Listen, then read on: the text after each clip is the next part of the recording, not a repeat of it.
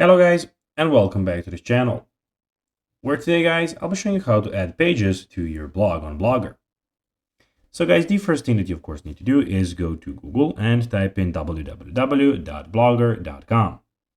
After that, you just need to go and log into your account, and when you have done that, you will have a screen looking like this in front of you.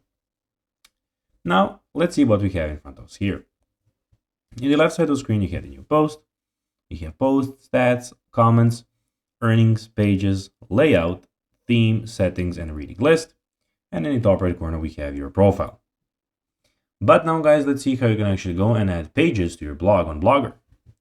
So first of all, you need to go and create a new blog. So you can click on the new post here, and here you will have it now. Now, as you can see, you have only one page here. So as you want to go and of course have another page, of course, first I can put the title, you can go then write your letters or whatever you want. And then of course, when you can of course go and edit all of these things. And now when you come to the end and you don't have any pages anymore, it is pretty easy.